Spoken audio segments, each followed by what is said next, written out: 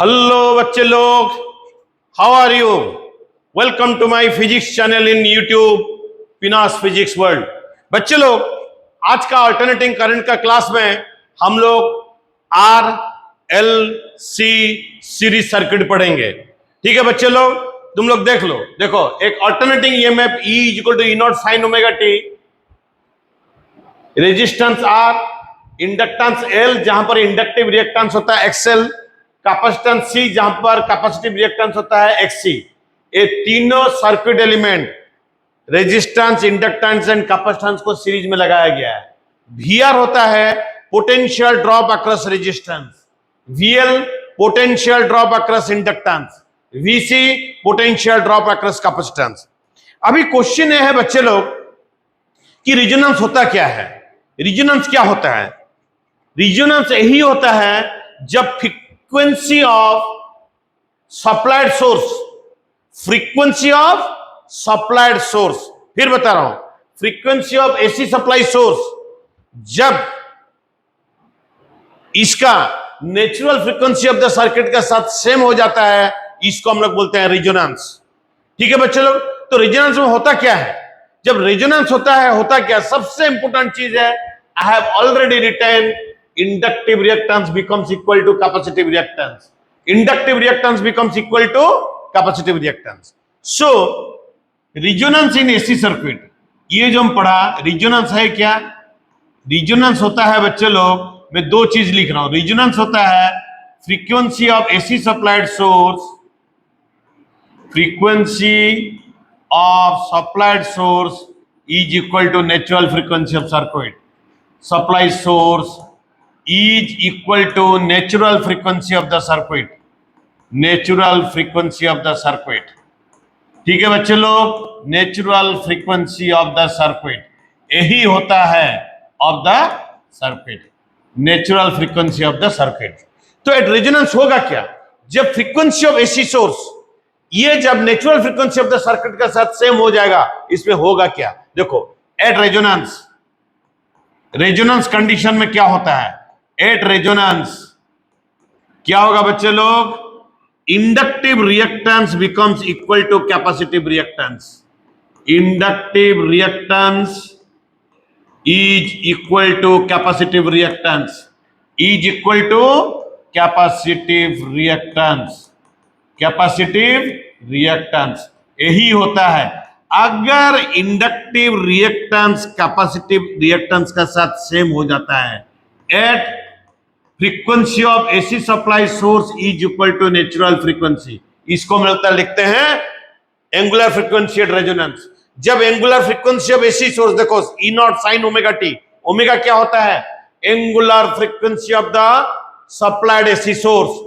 जब resonance frequency, angular frequency होता है ओमेगा आर, इसका साथ सेम हो जाएगा, तब XL is equal to XC हो जाएगा।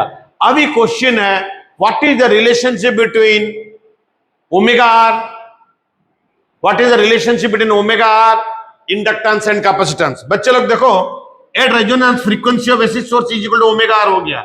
ओमेगा आर क्या होता है? Frequency, angular frequency at resonance, इसको हम लोग बोलते हैं angular frequency at resonance, angular frequency at resonance. ठीक है बच्चे लोग, रेजोनेंस में हो गया एंगुलर फ्रीक्वेंसी। तब क्या होगा? एक्सएल सबको पता है ओमेगा एल, बट ओमेगा का वैल्यू भी किसका साथ सेम हो गया? एंगुलर फ्रीक्वेंसी के साथ। ठीक है, सॉरी, तुम्हारा एंगुलर ओमेगा क्या हो गया? Is equal to frequency at resonance, angular frequency at resonance. जब frequency of AC source is equal to angular frequency at resonance, तब एक्ससी क्या हो जाएगा? 1 by omega R C, 1 by omega C होता है एक्ससी। ठीक है बच्चे लोग, एक resonance XL is equal to XC हो गया। अब मुझे बताओ, यहां से omega R into omega R क्या बन गया? ओमेगा आर का square is equal to 1 by L C. So what is angular frequency at resonance? Omega R होता है एंगुलर फ्रीक्वेंसी एट रेजोनेंस, इसका वैल्यू क्या हो गया बच्चे लोग? 1 बाई एल सी का रूट ओवर। सपोज फ्रीक्वेंसी क्या होता है? Suppose omega R is equal to 2 pi F nought. F nought क्या होता है? Frequency at resonance, frequency at resonance, frequency at resonance.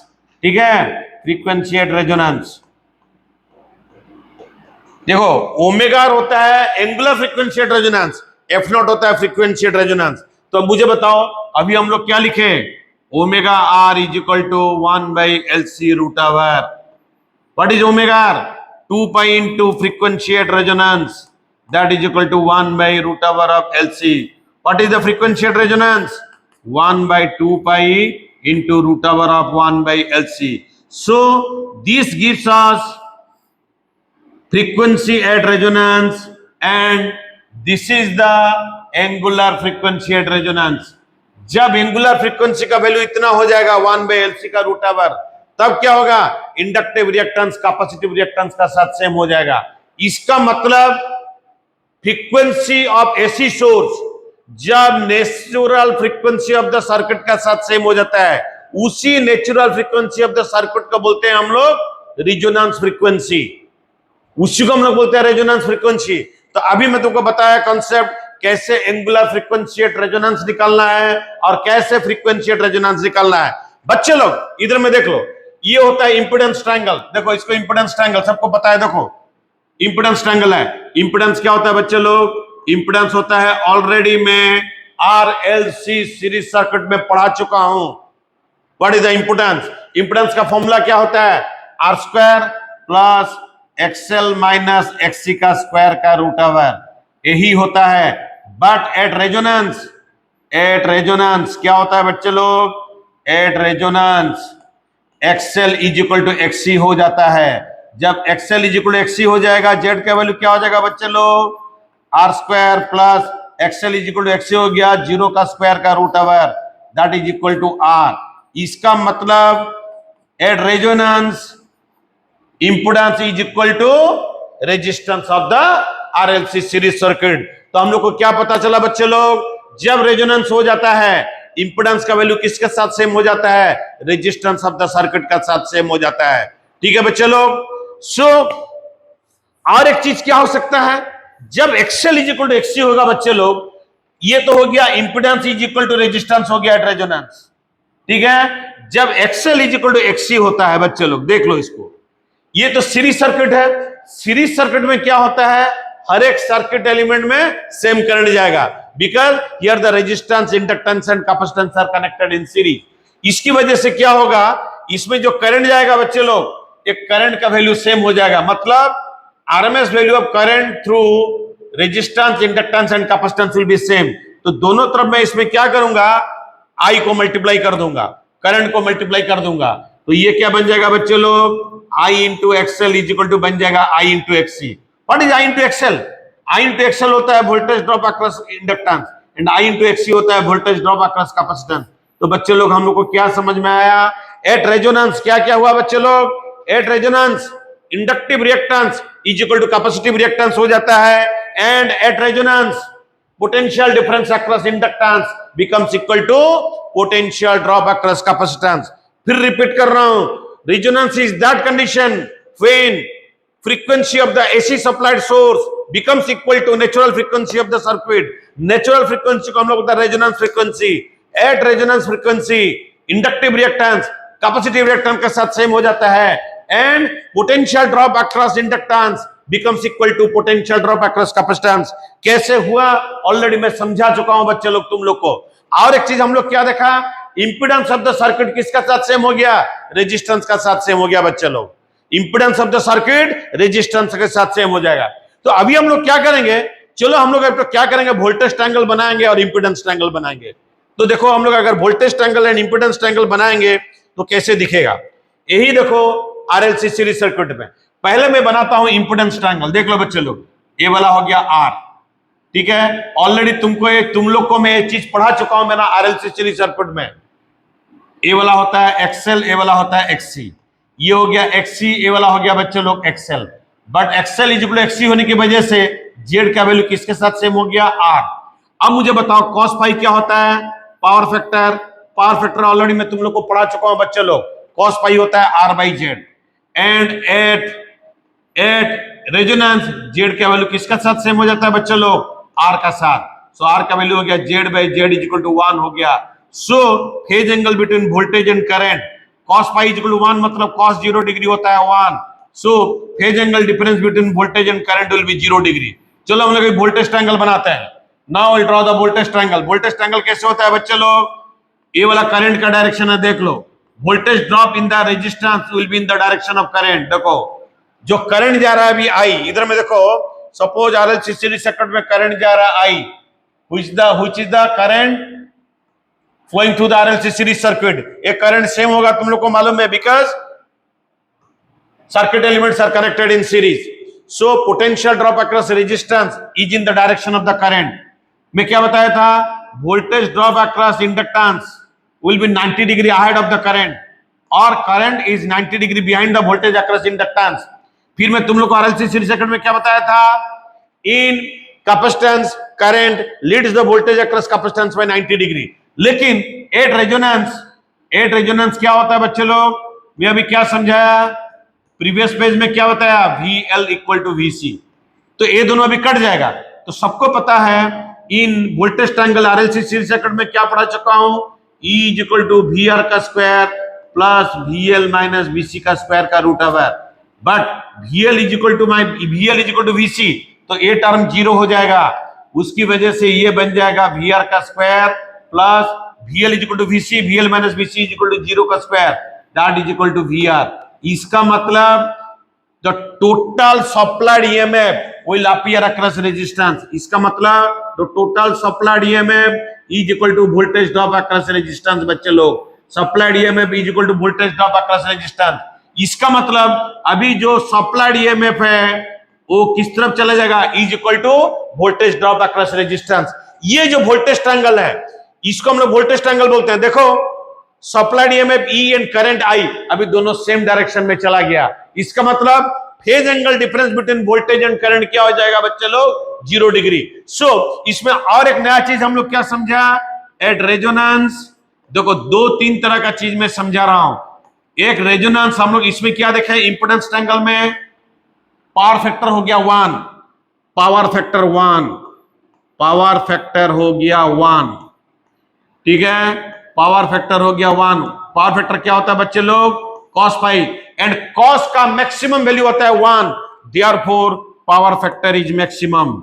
Power factor is maximum. Power factor क्या हो गया बच्चे लोग? पावर फैक्टर हो गया maximum at resonance. So power factor is maximum. And अगर cos phi का वैल्यू जब 1 हो जाता है, cos 0 डिग्री 1 होता है बच्चे लोग, तो phi इज इक्वल टू कितना हो जाएगा? 0 degree. This is the phase angle difference between current. Phase angle difference between voltage and current. Difference between voltage and current. Between voltage and current. Supply voltage and source से जो current निकलता है, voltage and current. और else हम लोग क्या बोल सकते हैं? वोल्टेज एंड सप्लाइड EMF अभी सेम डायरेक्शन में चला गया. हम लोग बोल सकते हैं current is in phase with voltage. तो इसको दूसरा तरीके से हम लोग क्या लिख सकते हैं? Current is in phase with voltage. Current is in phase with voltage. Phase with voltage. ये किस में होगा? रेजोनेंस में होगा बच्चे लोग. ये होता है रेजोनेंस में. तो रेजोनेंस में फिर मैं रिपीट कर रहा हूं, रेजोनेंस में हम लोग क्या क्या सीखा? Frequency of the AC supplied source is equal to natural frequency. Natural frequency क्या होता है? Resonance frequency. At resonance frequency क्या बताया बच्चे लोग में? Inductive reactance. देखो प्रीवियस पेज में देख लो, मैं क्या बताया? At resonance frequency inductive reactance is equal to capacitive reactance. कौन सा एंगुलर फ्रीक्वेंसी में इंडक्टिव रिएक्टेंस कैपेसिटिव रिएक्टेंस का सेम हो गया? 1 by root over of LC. ठीक है. एंड कौन सा फ्रीक्वेंसी में? फ्रीक्वेंसी मैंने बताया 1/2 pi into root over of 1/LC. ठीक है. ये वाला एंगुलर फ्रीक्वेंसी वाला frequency at which inductive reactance becomes equal to capacitive reactance. जब इंडक्टिव रिएक्टेंस कैपेसिटिव रिएक्टेंस का साथ सेम हो जाता है बच्चे लोग, देखो इंपेडेंस का वैल्यू किसके साथ सेम हो गया? इंपेडेंस का तो formula already RLC series circuit में तुम लोग को पढ़ा चुका हूं. इंपेडेंस का वैल्यू किसका साथ सेम हो गया? रेजिस्टेंस का साथ. इसका मतलब Z का value is equal to R, मतलब XL माइनस XC गायब हो गया, 0 हो गया, because XL is equal XC. तो ये इंपेडेंस मिनिमम इंपेडेंस है ना मैक्सिमम इंपेडेंस है? Impedance is minimum. तो इससे हम लोग को क्या समझ में आया बच्चे लोग? Impedance at resonance is minimum. Impedance at resonance. क्यों? Because XL minus XC term zero हो चुका है, उसी के लिए impedance at resonance is minimum. ठीक है। और एक चीज हम लोग क्या पढ़ा एट रेजोनेंस में बच्चे लोग? एट रेजोनेंस में मैंने क्या बताया? XL is equal to XC, मैंने दोनों तरफ करंट मल्टीप्लाई किया, बिकॉज टोटल सर्किट में सेम करंट फ्लो करेगा, because all the circuit elements are connected in series. I को जैसे मल्टीप्लाई कर दिया, आई एक्सएल होता है वीएल एंड आई एक्ससी होता है वीसी। बच्चे लोग तुम लोग को मैं आरएलसी सीरीज सर्किट में बता चुका हूं, वीआर क्या होता है? I into are. वीएल क्या होता है? I into XL. What is VC बच्चे लोग? I into XC. ठीक है, ए ऑलरेडी बता चुका हूं। तो एट रेजोनेंस क्या हो गया बच्चे लोग? आई इंटू एक्सएल हो गया वीएल, आई इंटू एक्ससी हो गया VC. So potential drop across inductance becomes equal to potential drop across capacitance. और क्या हुआ रेजोनेंस में? देखो रेजोनेंस में क्या हो गया बच्चे लोग? पावर फैक्टर हो गया 1। पावर फैक्टर 1 मतलब cos phi is equal to 1। cos का मैक्सिमम वैल्यू होता है 1, उसका चलते पावर फैक्टर हो गया मैक्सिमम। ठीक है बच्चे लोग। सो पावर फैक्टर में इसमें दिखा हूं मैक्सिमम। एंड अगर cos phi is equal to 1, phase angle difference between voltage and current क्या हो गया? 0 डिग्री। तो इसमें हम लोग क्या बोल सकते हैं? Current is in phase with voltage. देख लो बच्चे लोग, वोल्टेज एंगल में समझा चुका हूं क्यों E is equal to VR हो गया, उसका चलते E का जो डायरेक्शन है वीआर का डायरेक्शन के साथ सेम हो गया, उसका चलते E एंड I का डायरेक्शन सेम हो गया। Therefore angle between E and I is 0 degree. मतलब phase angle between voltage and current is 0 degree. मतलब फाई जैसे 0 हो गया, cos फाई हो गया 1, पावर फैक्टर इज मैक्सिमम। बच्चे लोग कितना बढ़िया चीज है रेजोनेंस, देखो। ठीक है, चलो रेजोनेंस में और क्या क्या होता है एक बार देख लेते हैं। क्या पावर क्या होता है रेजोनेंस? देखो बच्चे लोग, एवरेज पावर का फॉर्मूला क्या होता है? एवरेज पावर का फॉर्मूला होता है E R M S I R M S cos phi. Cos का वैल्यू, कॉस फाई का वैल्यू क्या हो गया बच्चे लोग?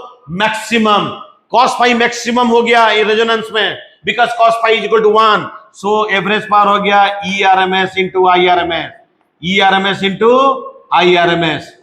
एंड बच्चे लोग ये जो पावर है this is the maximum power. इसका मतलब क्या होता है? मैक्सिमम पावर क्यों हुआ बच्चे लोग?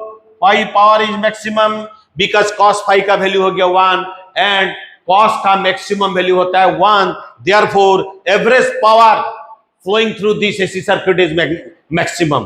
तो हमको क्या क्या समझ में आ गया? Impedance minimum, power flowing through RLC series circuit is maximum and impedance भी मिनिमम हो गया बच्चे लोग।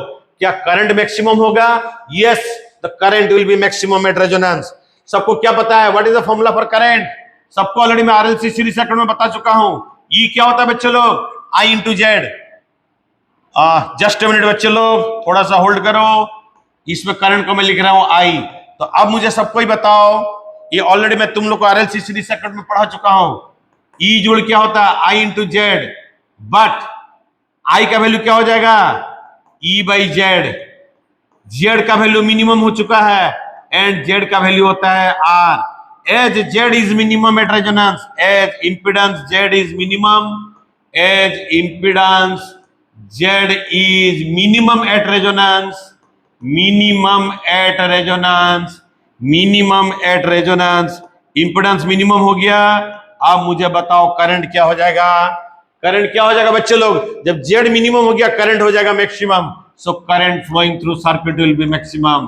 Current flowing through circuit will be maximum at resonance. Current flowing through circuit is maximum, will be maximum, will be maximum at resonance. बच्चे लोग, will be maximum at resonance. So resonance में क्या क्या होता है देख लो बच्चे लोग, क्या क्या इंटरेस्टिंग चीज रेजोनेंस में होता नहीं है। देख लो बच्चे लोग, मैक्सिमम करंट सर्किट में फ्लो करता है एट रेजोनेंस। ठीक है, मैक्सिमम करंट फ्लो करेगा, ठीक है, एट रेजोनेंस। तो हम लोग को अभी मैं तुम लोग को कुछ कुछ चीज फिर मैं रिपीट कर रहा हूं। रेजोनेंस में क्या क्या हुआ देखो, एट रेजोनेंस क्या क्या हो चुका है। एट रेजोनेंस हो गया, मैं ऑलरेडी बता चुका हूं, फिर समझा दे रहा हूं। Frequency of the AC supplied source is equal to natural frequency and इसका फॉर्मूला हो गया 1/LC का root over. Number 1 point. Number 2 point, frequency at resonance is equal to 1/2 pi root over of 1/LC। Impedance becomes equal to impedance becomes equal to resistance which is minimum, मतलब impedance minimum हो गया at resonance. ठीक है, current क्या हो जाएगा बच्चे लोग, करंट होता है E by Z, E by Z, तो करंट हो गया मैक्सिमम। ठीक है, करंट क्या हो गया बच्चे लोग, मैक्सिमम।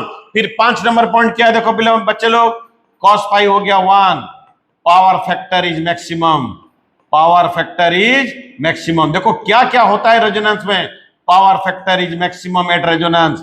और एक चीज क्या हो गया, phi is equal to 0 degree हो गया, current is in phase with voltage, phase angle between voltage and current is 0 degree, इसका मतलब current is in phase with voltage, is in phase with voltage, in phase with voltage. और एक चीज क्या पढ़ा बच्चे लोग हम लोग, what we have read, current is in phase with voltage. फिर हम लोग पढ़ा maximum power flows, maximum power flows, power flowing through the circuit will be maximum power flows. ठीक है, maximum power flows at resonance क्या होता है, omega is equal to omega R. फिर क्या होता है हम लोग पढ़ा, inductive reactance becomes equal to capacitive reactance, voltage drop across inductance is equal to voltage drop across capacitance, ये भी हम लोग पढ़ चुके हैं। सो इतना सारा चीज रेजोनेंस में हो जाता है। एंड बच्चे लोग और एक इंटरेस्टिंग चीज बताता हूं, क्या रेजोनेंस में voltage across capacitance and inductance can it be greater than EMF, supplied EMF? मैं फिर क्वेश्चन पूछ रहा हूं, क्वेश्चन है is VL greater than supplied voltage, VC greater than supplied voltage? ये हो सकता है बच्चे लोग एट रेजोनेंस, डरने का जरूरत नहीं है। अगर कभी भी कोई क्वेश्चन आता है क्लास 12 का बोर्ड एग्जाम में या एंट्रेंस में, चाहे एंट्रेंस में नीट स्टैंडर्ड का क्वेश्चन है, जे स्टैंडर्ड का क्वेश्चन है, मैं एक चीज तुम लोग को बता दे रहा हूं बच्चे लोग, at resonance voltage drop across inductance can be greater than the supplied EMF and voltage drop across capacitance can also be greater than supplied EMF। But interesting चीज क्या है, as VL is equal to VC, E का value R का साथ same हो जाता है at resonance, सो डरने का जरूरत नहीं है। सो मेरा बोलने का मतलब ये है, at resonance you can have voltage drop across inductance और voltage drop across capacitance greater than supplied voltage. मैं एक तो न्यूमेरिकल का माध्यम से इसको समझा दूंगा, जब इसका मैं न्यूमेरिकल तुम लोग को समझाऊंगा, वो सेपरेट क्लास होगा मेरा, सेपरेट वीडियो मेरा बनेगा न्यूमेरिकल में, उस दिन मैं तुम लोग को समझा दूंगा एट रेजोनेंस क्यों potential drop across inductance and potential drop across capacitance can be greater than the supplied EMF. बच्चे लोग अभी हम लोग क्या करेंगे, कुछ ग्राफ के बारे में डिस्कशन करेंगे। ठीक है, एट रेजोनेंस क्या क्या होता है, एट रेजोनेंस हमारा कुछ, अभी हम लोग क्या करेंगे, करंट का ग्राफ बनाएंगे विद रेस्पेक्ट टू फ्रीक्वेंसी। ये जो आरएलसी सीरीज सर्किट है, एक मिनट बच्चे लोग थोड़ा सा इंतजार करो, इसका थोड़ा मैं फोटो ले रहा हूं, जस्ट अ मिनट बच्चे लोग, मैं अभी कुछ ग्राफ बताना चाहता हूं तुम लोग को। अभी I would like to discuss some of the graphs. ठीक है बच्चे लोग, I would like to discuss some of the graphs, sorry I would like to discuss some of the graphs. इसको देखते हैं हम लोग, जस्ट अ मिनट बच्चे लोग, जस्ट अ मिनट होल्ड करो, हम लोग कुछ ग्राफ्स देखेंगे। ठीक है, देखो पहला बात है कि जो आरएलसी सीरीज सर्किट में करंट मैक्सिमम जाता है, मैं ऑलरेडी बता चुका हूं, इसमें करंट जाता है मैक्सिमम, करंट मैक्सिमम फ्लो करता है कब, एट रेजोनेंस। एट रेजोनेंस इसका मतलब क्या हुआ बच्चे लोग, at resonance current is maximum, हमेशा नहीं होता है, एट रेजोनेंस। एट रेजोनेंस क्या होता है, मैं बताया, resonance, sorry, at resonance impedance is equal to resistance and I is maximum. अभी हम लोग ग्राफ बनाएंगे, क्या ग्राफ बनाएंगे, करंट वर्सेस फ्रीक्वेंसी। देख लो बच्चे लोग, अभी हम लोग ग्राफ बनाएंगे करंट वर्सेस फ्रीक्वेंसी। ठीक है, will draw graph current versus frequency of AC source versus current. ठीक है, हम लोग करंट का ग्राफ बनाएंगे वर्सेस फ्रीक्वेंसी। ठीक है, देखो बच्चे लोग, ये करंट का ग्राफ ऐसा होगा, मैं दिखा रहा हूं करंट का ग्राफ कैसा होगा। The current graph will be like this, the current graph will be like this. ये वाला पॉइंट क्या हो गया, this is the frequency is equal to frequency at resonance, this is the angular frequency of AC source. जब ये angular frequency at resonance हो जाएगा, ये जो करंट का वैल्यू क्या हो गया, मैक्सिमम। इस जगह में ए वाला पॉइंट में आई मैक्सिमम है, आई है हो गया मैक्सिमम, और इस जगह में जेड का वैल्यू क्या हो जाएगा, आर, और XL is equal to XC बन जाएगा। देखो ये जो ग्राफ में करंट मैक्सिमम है, देखो इंपेडेंस का फॉर्मूला क्या होता है बच्चे लोग, R square plus XL minus XC का स्क्वायर का रूट ओवर, यही होता है इंपिडेंस। बट एक्सएल क्या होता है बच्चे लोग, एक्सएल होता है ओमेगा एल और एक्ससी होता है 1/ओमेगा सी। देख लो बच्चे लोग, जब frequency is less than angular frequency at resonance, देखो जब फ्रीक्वेंसी लेस है, जब frequency is equal to angular frequency at resonance, ये जीरो हो जाता है। जैसे फ्रीक्वेंसी अभी घटेगा एक्सएल का वैल्यू घटेगा, बट एक्ससी का वैल्यू क्या हो जाएगा, देखो एक्ससी में ओमेगा नीचे है, जैसे फ्रीक्वेंसी घटेगा एक्सएल घटेगा और एक्ससी बढ़ेगा, मतलब एक्सएल माइनस एक्ससी का जो गैप है धीरे धीरे बढ़ता जाएगा। देखो जैसे ओमेगा घटता जाएगा एक्सएल घटता जाएगा, जैसे ओमेगा घटता जाएगा एक्ससी बढ़ता जाएगा, ठीक है, एक्ससी बढ़ता जाएगा। तो एक्सएल माइनस एक्ससी का गैप क्या होता जाएगा, बढ़ता जाएगा, तो इंपिडेंस भी बढ़ता जाएगा। जैसे इंपिडेंस बढ़ता जाएगा, सबको पता है E is equal to I into Z, तो करंट क्या होता जाएगा बच्चे लोग, E बाई करंट हो जाएगा, सॉरी करंट हो जाएगा, देखो करंट होता है I equal to E by Z. जैसे जेड बढ़ता जाएगा करंट क्या होता है, डिक्रीज करता जाएगा, देखो डिक्रीज करता जाएगा। क्यों, मैं बता रहा हूं, जैसे फ्रीक्वेंसी घटेगा एक्सएल घट जाएगा, देखो एक्सएल घट जाएगा, देखो एक्सएल वर्सेस फ्रीक्वेंसी का ग्राफ क्या है, देख लो एक्सएल वर्सेस फ्रीक्वेंसी का ग्राफ क्या है। ये वाला होता है फ्रीक्वेंसी, इसमें ओमेगा कर देता हूं, एक्सएल होता है ओमेगा एल, ओमेगा ए वाला होता है एक्सएल। देखो ए वाला होता है एक्सएल वर्सेस ओमेगा का graph, because XL is equal to omega L है, ये तो स्ट्रेट लाइन ग्राफ हो जाएगा, सबको पता है, मैं ऑलरेडी इसको बता चुका हूं, मेरा क्लास में ऑलरेडी मैं प्रीवियस वीडियो में बता चुका हूं। देखो जैसे फ्रीक्वेंसी बढ़ेगा एक्सएल बढ़ेगा, जैसे फ्रीक्वेंसी घटता जाएगा एक्सएल घटता जाएगा। But what is the graph between capacitive reactance versus angular frequency, capacitive reactance versus angular frequency. देखो जब omega is equal to 0 capacitive reactance is infinite, so graph ऐसे होगा, घटता जाएगा। देखो जैसे ओमेगा बढ़ता जाएगा एक्ससी घटता जाएगा, और जैसे ओमेगा घटता जाएगा एक्ससी बढ़ता जाएगा। तो इसी तरह एक ग्राफ में देखो, जब ओमेगा घटता जाएगा एक्सएल घटता जाएगा बट एक्ससी बढ़ता जाएगा, तो एक गैप क्या होता जाएगा, एक्सएल माइनस एक्ससी का गैप बढ़ता जाएगा। तो जैसे गैप बढ़ेगा इंपेडेंस का वैल्यू क्या हो जाएगा, बढ़ेगा। जैसे इंपेडेंस का वैल्यू बढ़ेगा तो करंट क्या हो जाएगा, सप्लाइड वोल्टेज में इंपेडेंस होता है, इंपेडेंस बढ़ने से भी करंट घटना चालू हो जाता है, ठीक है। अभी देखेंगे जब frequency greater than angular frequency resonance होता है, देखो जब ओमेगा बढ़ता जाएगा, देखो ए वाला बढ़ता जाएगा बट ए वाला क्या होता जाएगा, ओमेगा बढ़ेगा तो ये घटेगा, अगेन एक्सएल और एक्ससी का गैप बढ़ते जा रहा है। जैसे omega greater than omega R होके बढ़ता जाएगा, ओमेगा आर से आगे चलता चला जाएगा, जैसे फ्रीक्वेंसी एक्सएल बढ़ता जाएगा एक्ससी घटता जाएगा, लेकिन एक्सएल माइनस एक्ससी का गैप अभी क्या हो जाएगा, वो बढ़ता जाएगा। तो इंपेडेंस क्या होता जाएगा, ये बढ़ता जाएगा। जैसे इंपेडेंस बढ़ता जाएगा करंट घटता जाएगा। तो इसी के लिए ये वाला जो ग्राफ है, this is the angular frequency versus current का ग्राफ ऐसा होता है। और ए वाला पॉइंट में देखो करंट मैक्सिमम है। करंट मैक्सिमम कब होता है, जब रेजोनेंस होता है। उसी के लिए तो मैंने लिखा हूं इधर में, frequency is equal to angular frequency at resonance.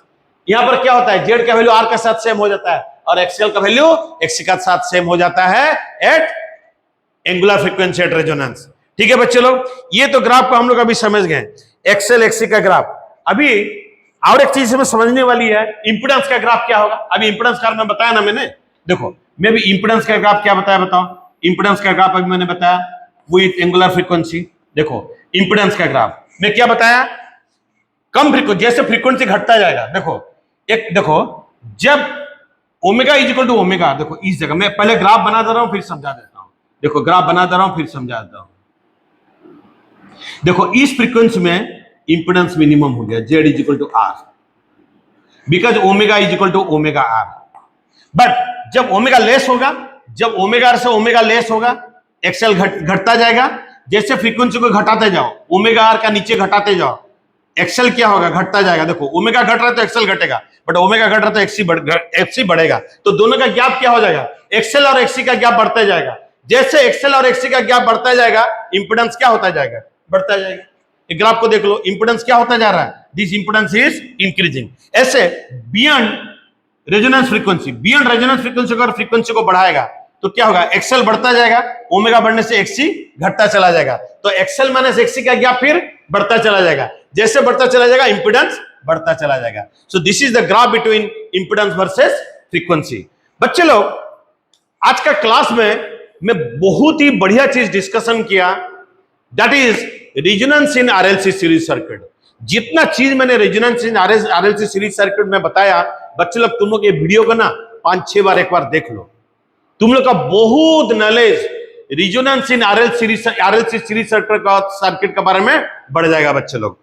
Next class में जो मैं वीडियो बनाऊंगा that is on bandwidth, and हम लोग काफी सारा न्यूमेरिकल सॉल्व करेंगे अल्टरनेटिंग करंट सर्किट का ऊपर में, जो कि बोर्ड लेवल के लिए एग्जाम है, एमी बोर्ड लेवल के लिए इंपोर्टेंट है, जेई एग्जाम के लिए इंपोर्टेंट है, एंड नीट लेवल का एग्जाम के लिए इंपोर्टेंट है।